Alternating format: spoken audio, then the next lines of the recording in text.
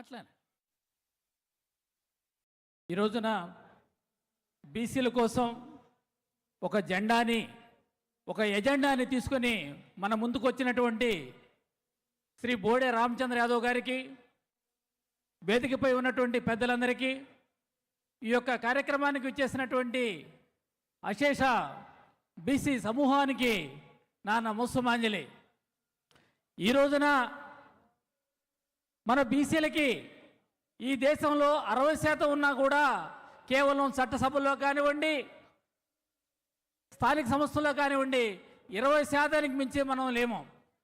అయితే 20% జనాభా ఉన్నవారు ఈరోజు 60% సీట్లను ఆక్యుపై చేసి ఉన్నారు. ఎందుకంటే మనలో చైతన్యం లేకపోవటమే. వీళ్ళు ఏమంటున్నారంటే మనకు సీట్లు ఇవ్వమంటే బీసీలు అంటే బలహీనమైన అభ్యర్థులు కాబట్టి బీసీలకి సీట్లు ఇవ్వలేము అని చెప్పేసి అంటున్నారు.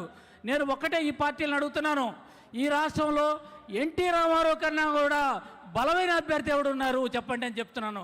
అటువంటి ఎన్టీ రామారావును ఓడించిన చరిత్ర బీసీలకు ఉంది.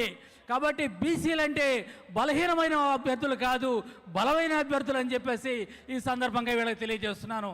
అంతేకాకుండా ఈరోజు మనం చేస్తున్న వాగ్దానాలు, ఎన్నికల ముందు ఒకటి చెప్తున్నారు, ఎన్నికలు అయిపోయిన తర్వాత మరొకటి చెప్తున్నారు. ఎన్నికల ముందు బీసీలకు అవి చేస్తాం ఇవి చేస్తాం అంటున్నారు. ముందు ఎన్నికల ముందు కులగణన చేస్తూ ఉన్నారు, శాస్త్రీయపరంగా కులగణన చేస్తామని చెప్పేసి ఈరోజు వాటిని చేయకుండా ఆపేశారు. అట్లానే ఎన్నికల ముందు పేద విద్యార్థులకి ఉచితంగా మెడికల్ సీట్లు ఇస్తాము, బీసీలకు ఉచితంగా మెడికల్ సీట్లు ఇస్తామని చెప్పేసి అన్నారు. ఇవాళ తీసుకొచ్చేసి గత ప్రభుత్వం మెడికల్ సీట్లు అమ్మితే ఈ ప్రభుత్వం మెడికల్ కాలేజీలు అమ్మే పరిస్థితి తీసుకొచ్చింది. కాబట్టి ఈ ప్రభుత్వం ఏదైతే పీపీపీ విధానం తీసుకొస్తుందో దీని అందరినీ కూడా మనం అందరూ వ్యతిరేకించాల్సినటువంటి అవసరం ఉంది. అంతేకాకుండా ఈరోజు ఈ రాష్ట్రంలో రెండు పార్టీలు ఉన్నాయి. ఒకళ్ళు 5 సంవత్సరాలు దోచుకుంటే ఇంకొకళ్ళు 5 సంవత్సరాలు అన్నట్లుగా వాళ్ళిద్దరి మధ్య ఒడంబడిక ఉన్నట్లుగా జరుగుతుంది. మనకి వేరే అవకాశమే లేని పరిస్థితి ఉంది. ఒక థర్డ్ ఆల్టర్నేటివ్ ఈ రాష్ట్రానికి ఎంతో అవసరం.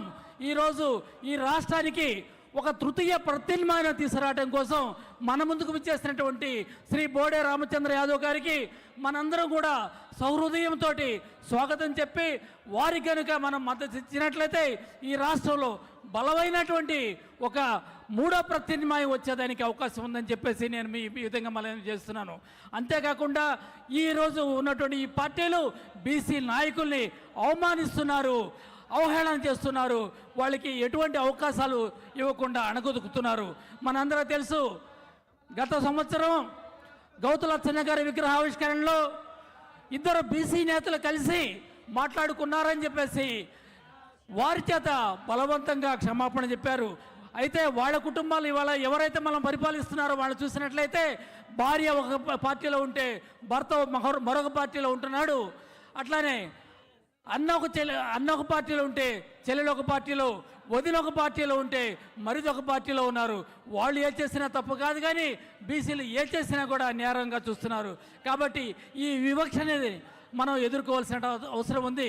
ఎంతకాలం అని మనం మనకి అన్యాయం చేస్తున్నటువంటి వాళ్ళకి ఓట్లేసి గెలిపిస్తాం. కాబట్టి ఎవరైతే మనకు మేలు చేస్తారో, ఎవరైతే బీసీ శ్రేయస్సు కోసం పాటుపడతారో వారికి మనం ఏ పార్టీ మద్దతు ఇచ్చినా కూడా వారికే మనం సపోర్ట్ చేయాల్సిందిగా ఈ సందర్భంగా కోరుకుంటూ, ఈ విధంగా ఈరోజు మొట్టమొదటిసారిగా బీసీ ఎజెండాతోటి మన ముందుకు వచ్చినటువంటి బీసీ నాయకులు శ్రీ బోడే రామచంద్ర యాదవ్ గారికి మనం అందరం కూడా హృదయపూర్వకంగా మద్దతు ఇవ్వాలని చెప్పేసి కోరుకుంటూ ఈ యొక్క అవకాశం ఇచ్చినటువంటి మీ అందరికీ కూడా ధన్యవాదాలు తెలుపుకుంటూ సెలవు తీసుకుంటున్నాను.